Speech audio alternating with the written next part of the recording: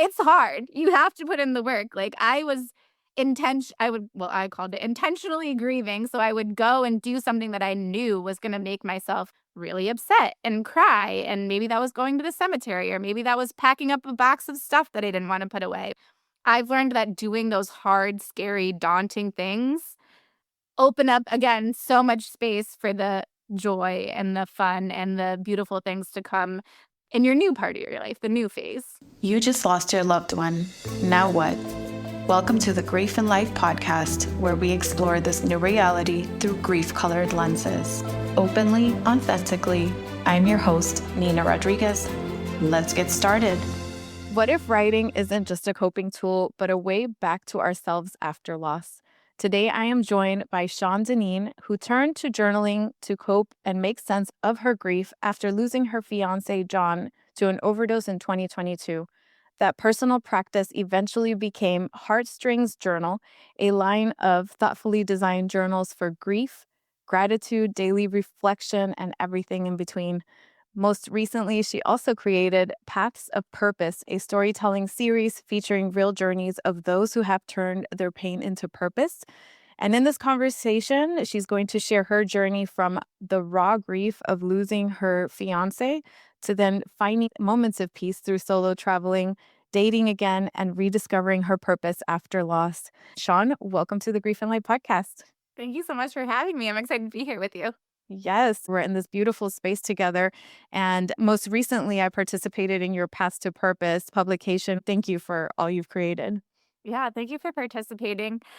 Like, just to tell you a little bit about why I started that, was like getting into this rut where I was finding a lot of content creators that are like grief content creators were making content that made me feel like they wanted me to stay stuck and almost like remain in that sadness and kind of rehash the stories and rehash what was making us feel sad.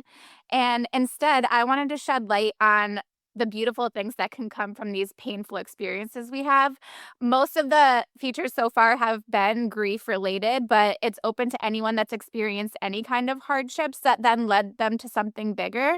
But I really wanted to show this experience of resilience and being able to take our pain and turning it into something that can be useful to heal others, that can be stories of just encouragement rather than talking about all the pain and sadness and no way to get yourself out of it. Well, that's very important. And I agree, because there's this balance of saying, hey, it's okay to feel what you feel. And also it's okay to feel the joy and keep moving forward. So it's one of those, like, there's a time for this and a time for that. And both of them are very important. So thank you for creating that. Is that something that you felt like you needed early on in your grief? Yeah. So like I said, there's one content creator I'm thinking of specifically. I won't say who it is because I don't want to put them on blast or anything like that. But she just kept talking about like dates and things. Like, it was time and time again, the videos I was getting from her were things that made me feel sad. I felt sad for her experience, but it was like putting me back in a place where now I was feeling like these heightened grief emotions, which are okay, but it didn't need to be spurred on by someone that was supposed to be doing grief content to help us feel better. So I wanted to have a place where people could come and see that it's not always going to be like that. There's ways to pull yourself out of it. You're going to have these highs and lows, these waves of grief we all know about, but you can still have joy and happiness and a beautiful life.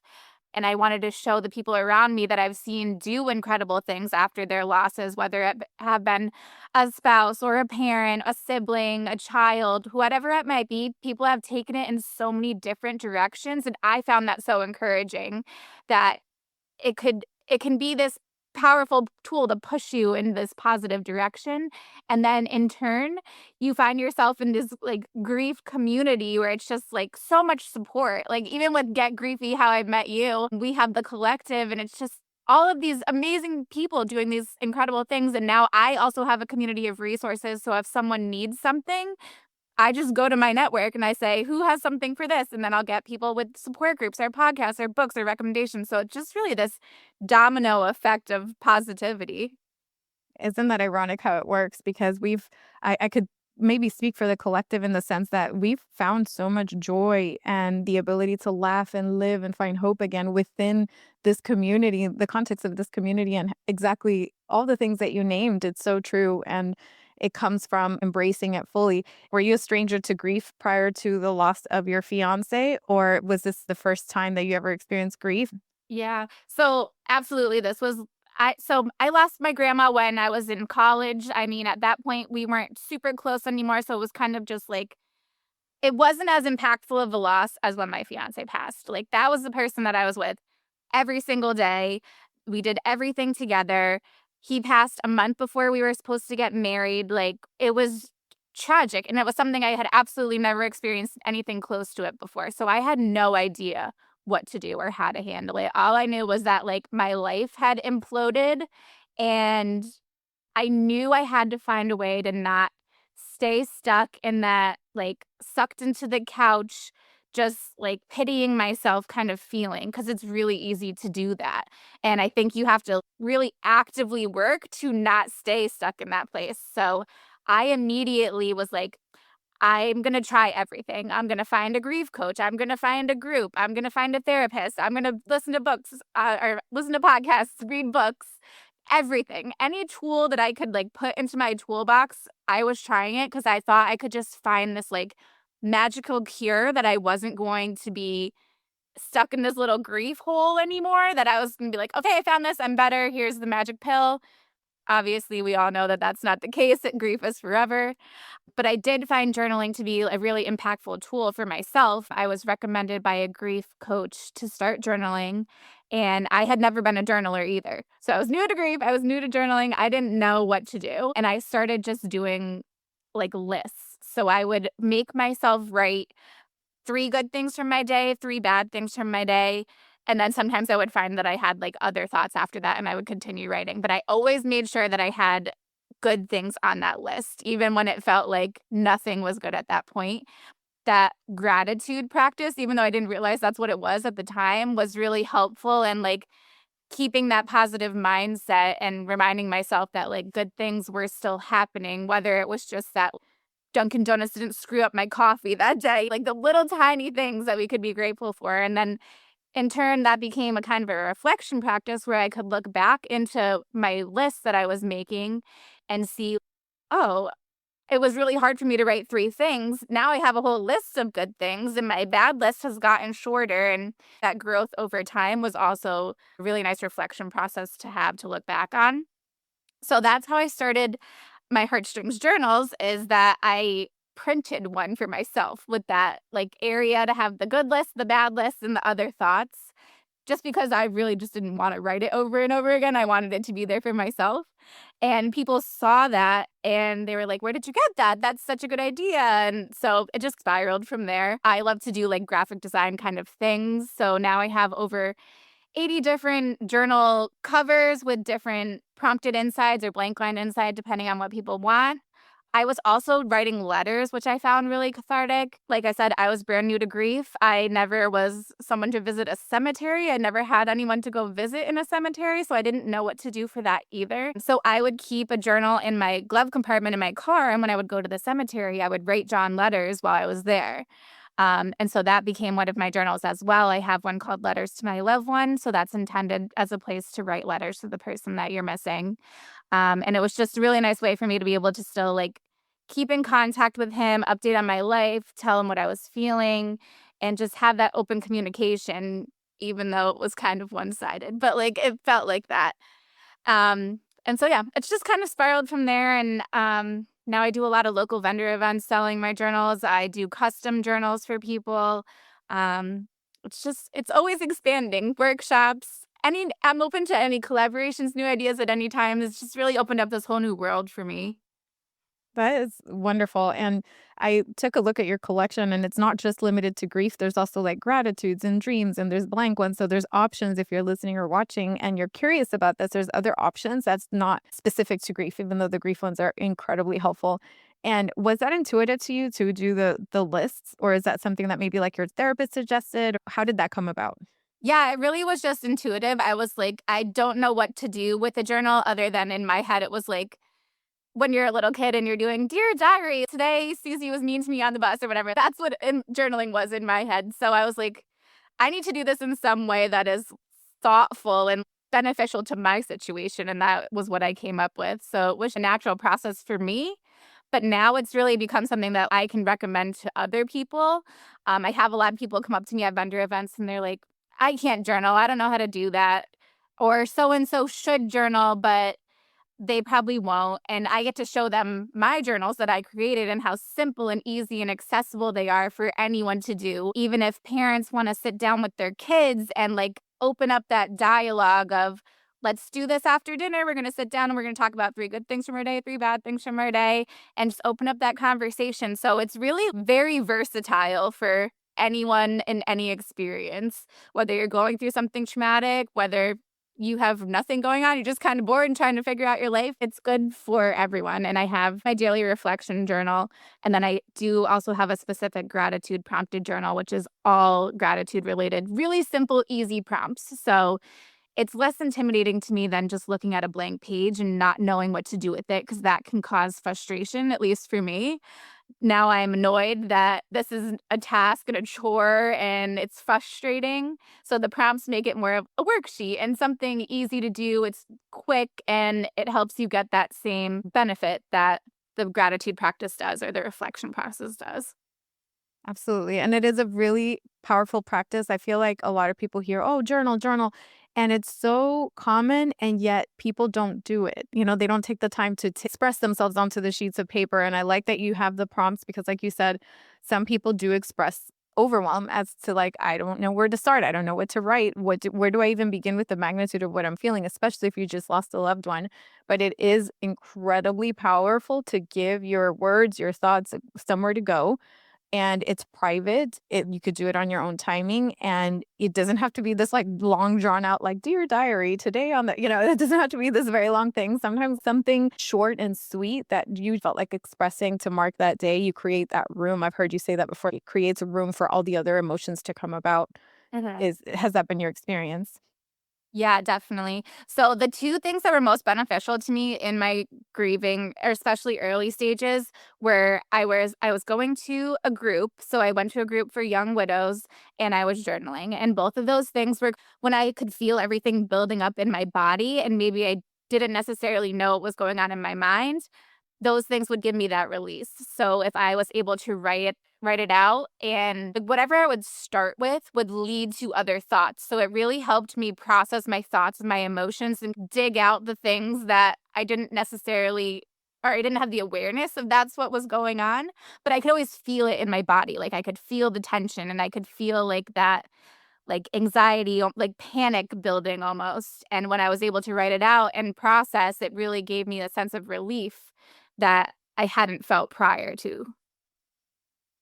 No, that makes perfect sense. And it's true. It unearths things that you didn't even know were there. But let's take it back a little bit to the beginning because this is the after. But you're young, John was young, and you had all these plans for life until this 1 month. That's incredible. 1 month before the wedding, this all changed forever. So who was John? And talk to us about that version of you that had to navigate so much. Yeah.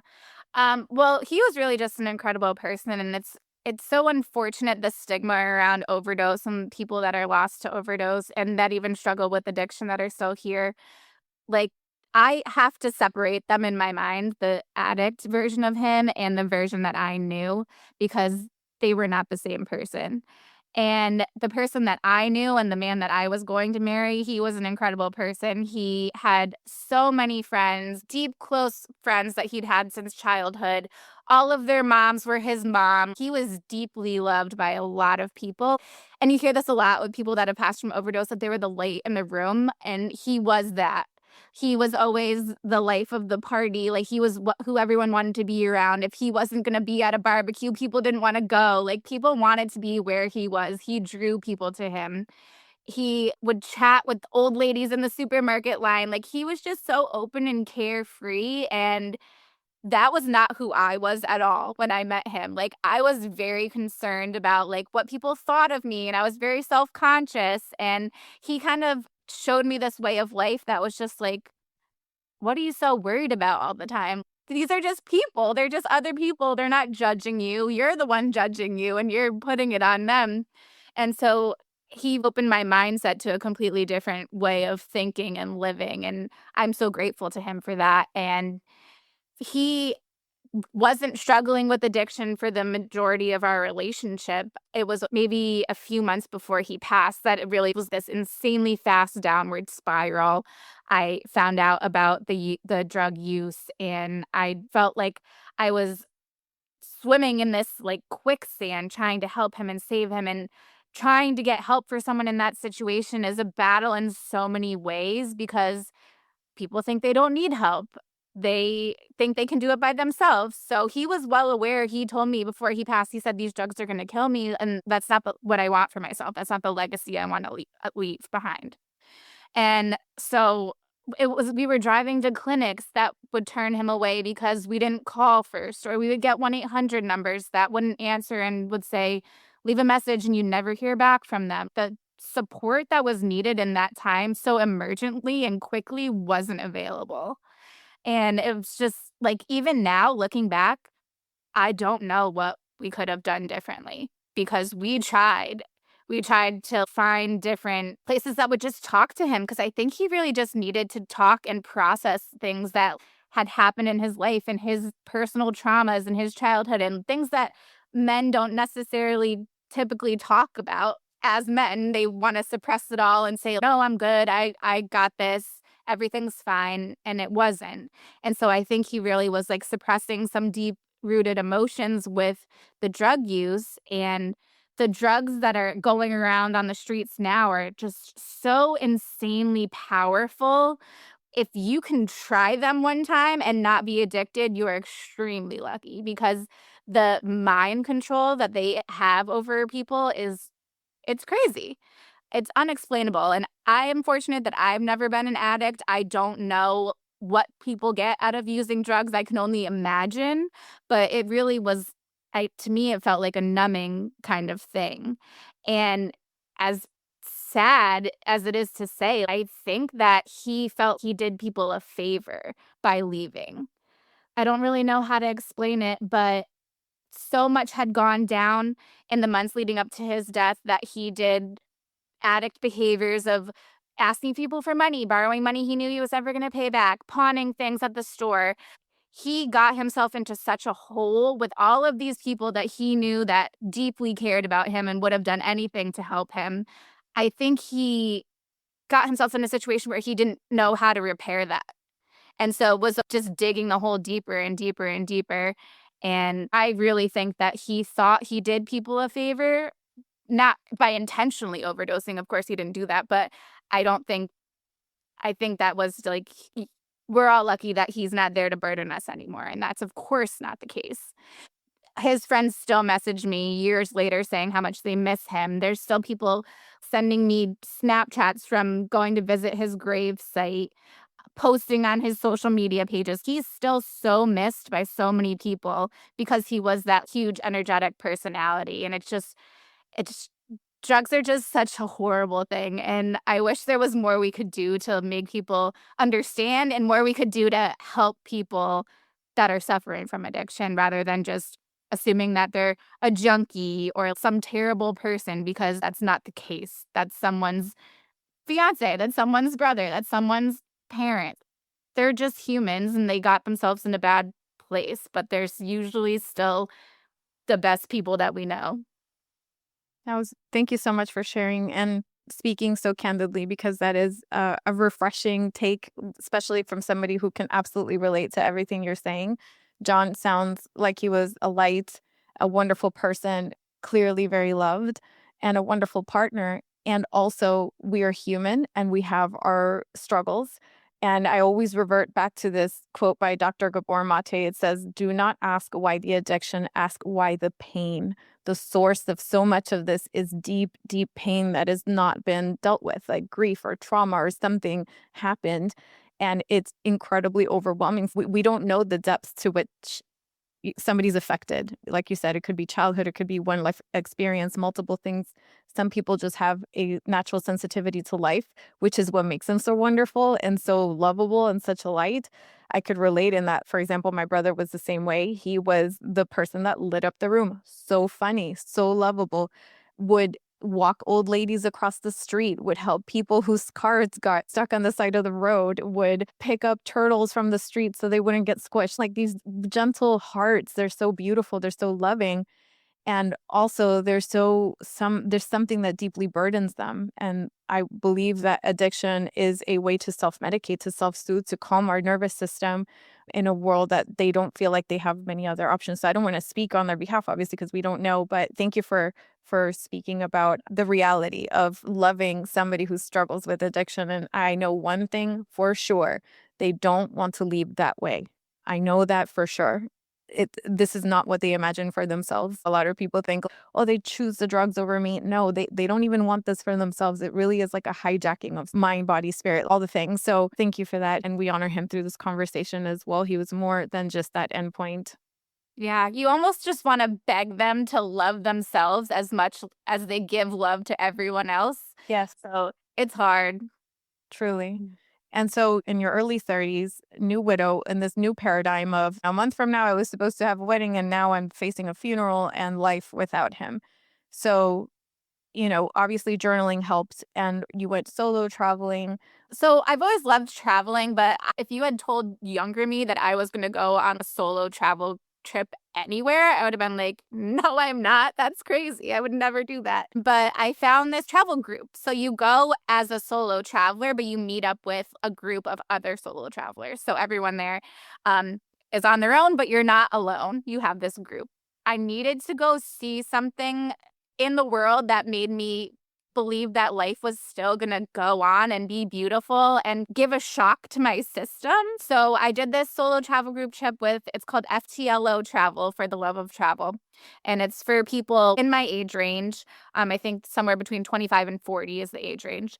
So I was very specific about what I picked because I wanted to go with people that were my age. I didn't want to be a young girl with a bunch of moms or vice versa. Feel like I was the mom with a bunch of teens that wanted to go to the club or whatever.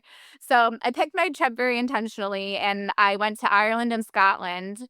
And it was honestly the best thing I have ever done. I still talk about it to this day. Scotland is like a fairy tale land. It's so beautiful there. They're one of my dream locations. I see pictures and I'm like, oh, I must. Yeah, you have to go. So I went to Edinburgh and the castle is above the city. So I remember driving into the city on our bus and just being like, I am in a fairy tale right now.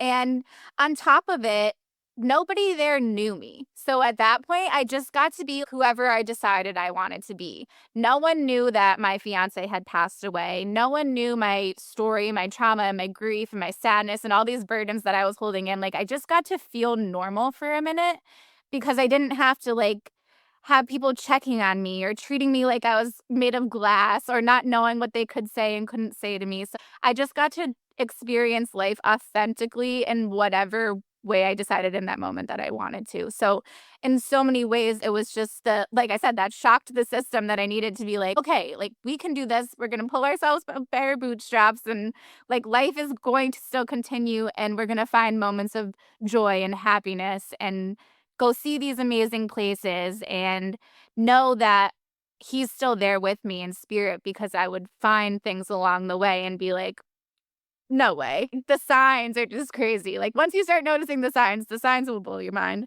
I was going to the airport and ladybugs have always been one of my signs. There's a ladybug on my airport shuttle. I'm like, no way.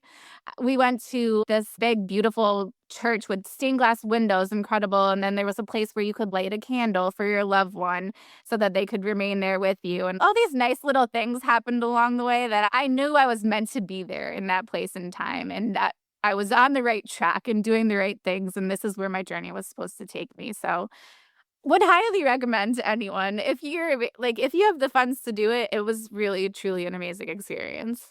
It does help. And in whatever way it's accessible to you, so much of this journey is collecting evidence that things are going to be okay, that life is still worth living, that tomorrow will still happen, God willing, until it doesn't, right?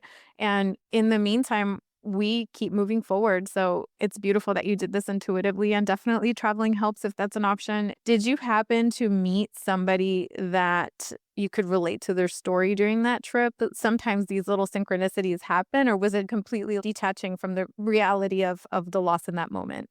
Well, so oddly enough, one of the girls that was on my trip with me, her husband had passed away, and neither of us shared that until it just came up naturally in conversation. We were both just kind of like, "No way. There's no way that we both ended up here." And then she had a ladybug tattoo on her. So it was just like one thing after another that was when the signs are signing, they're just glaring like neon lights. So yeah, it was really Truly. cool. And the reason I ask that is because I've noticed that there's something bigger at play. At least that's what I believe. There's always something bigger at play here. And you didn't go there to meet somebody in your similar journey, but if you ask, once you open the door to certain conversations with people, you'll notice, oh my gosh, we were so meant to be in this place at this time, in this moment for similar purposes. And the ladybug tattoo is just like a validation of that. That's amazing. Yeah. There's so many times where I've gone on trips and people just start talking to you if you're on a plane, the person next to you, and you have these similarities. When I was going to Ireland, the man next to me happened to be from the town that me and John lived in.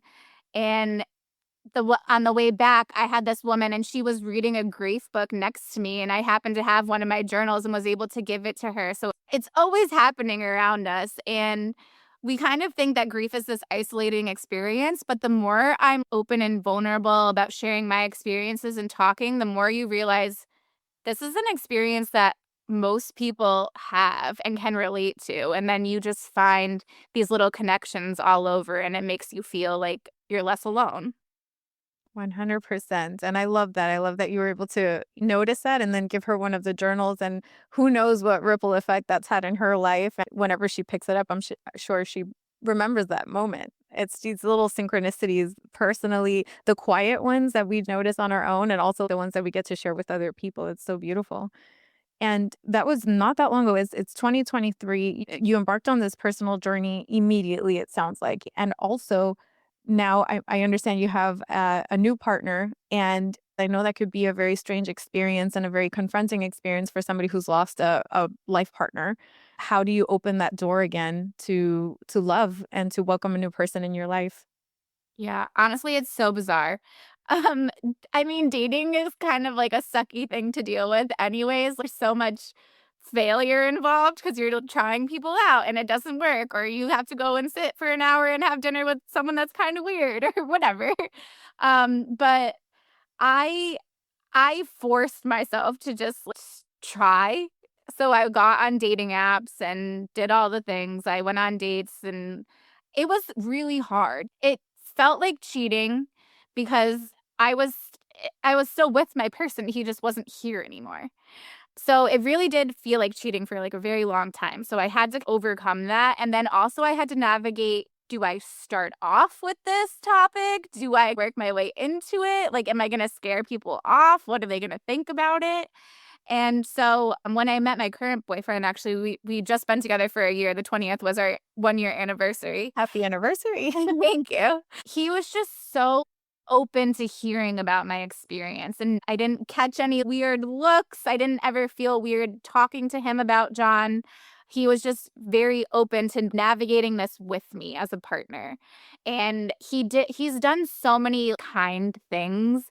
A lot of stuff in my basement was out of hand. That's where I threw all the totes that had John's stuff in them. There's just cobwebs down there because I didn't want to go down there with that stuff. It was a mess. And at one point, he was staying over one weekend and I had run out to do something. I don't know. Maybe it was probably a vendor thing, honestly, for journals. And he like organized all of the stuff in my basement. He was like, "I know this is weighing on you. I can feel it down there. That's where your trauma is stored, and I'm going to help you."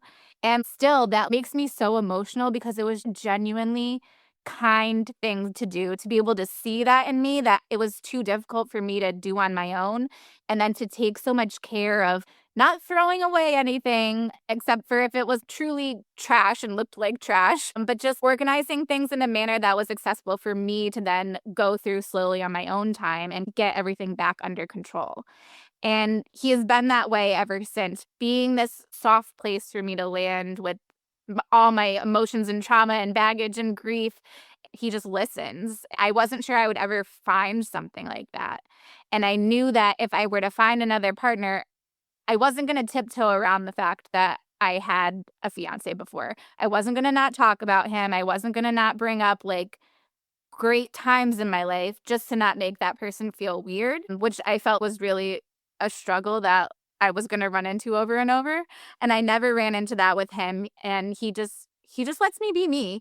We have really great open communication about anything. So if anything's bothering him, he lets me know. We work through things. I always tell him he's an outlier because there's no other men out here that are out here doing what you're doing. Like, I don't know how you treat me so nicely, like, especially when I'm grumpy and I don't want to talk about things and I'm not good at like accepting help and all these things that you get from losing your partner and then living alone for so long. Like, you become this kind of stoic person. No, I can do that by myself. I don't need your help. It's hard. It's hard to be vulnerable and accept that help from someone else, but he's cracked that open. Now he calls me on his way home every day and asks me if I need anything on the way home. And he's very kind and caring, and I'm so thankful that I found him. And it's funny because he's really not like John. I think you assume you're going to find someone similar to your previous partner, but he's not like him at all. He fills in all the gaps that were left after John passed.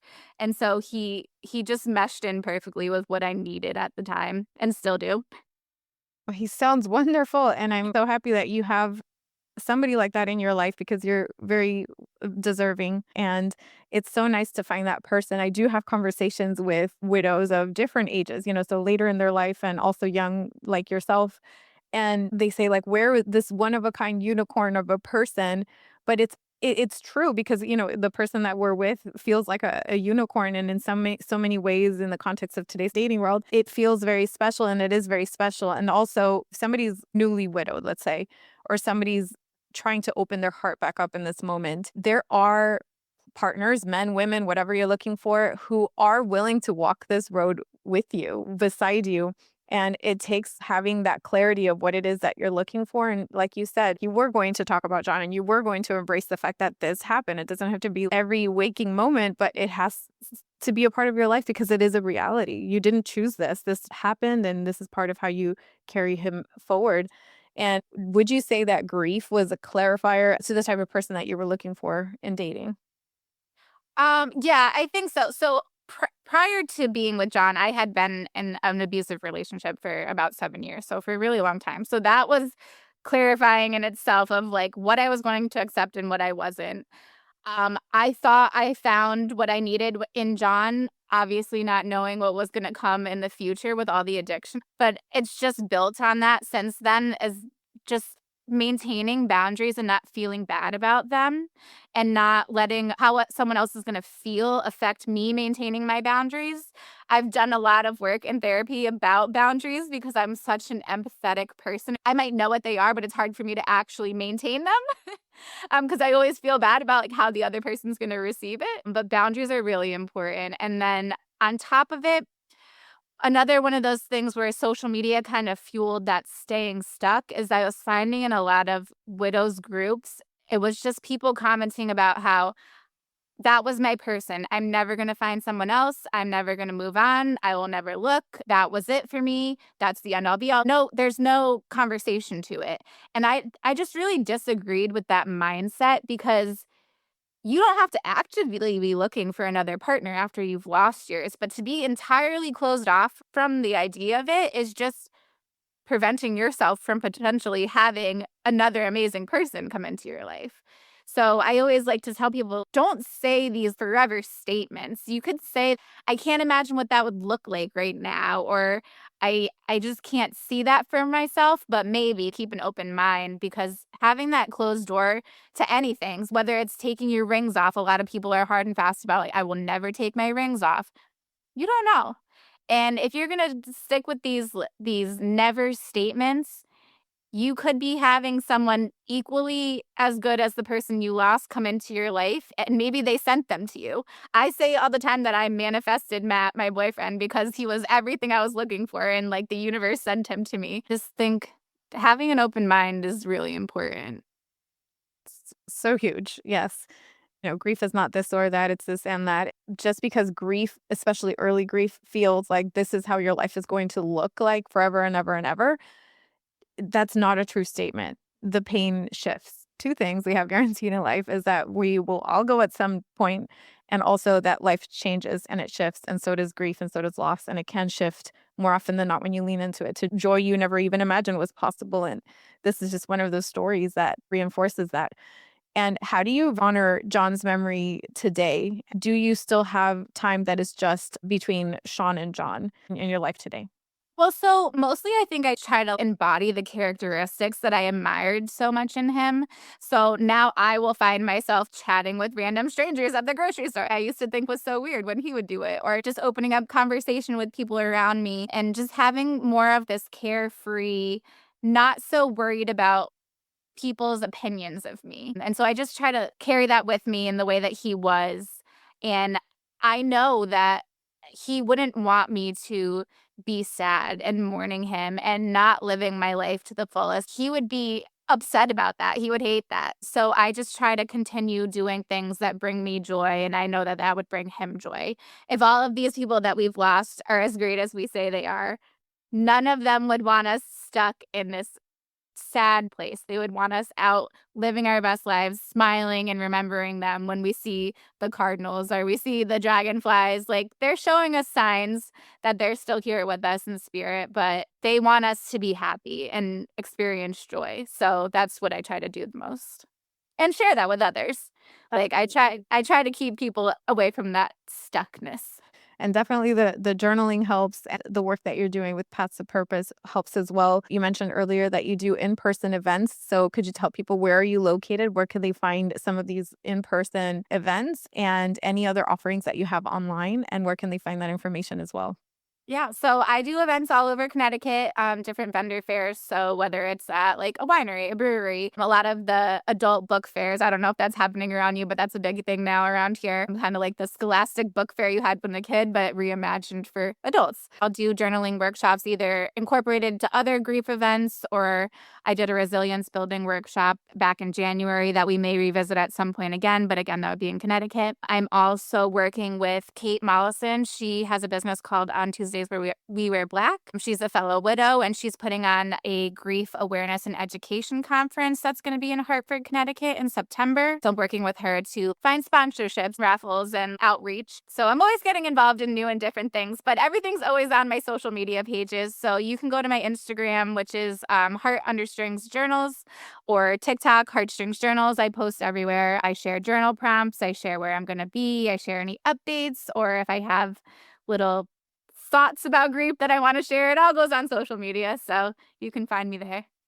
Perfect. And of course, those will be in the show notes so you can click away and connect directly with Shawn. Is there one journal prompt that is go-to for you, or something that was really helpful maybe in your early grief? Yeah, I think the one that I go back to is writing a letter to my grief. And it changes over time, and I think that's interesting. So periodically, I will write a letter to my grief, addressing it, "Dear grief," and just telling it how I feel about it. And I had went to a grief workshop, and that was the first time that she gave us that prompt.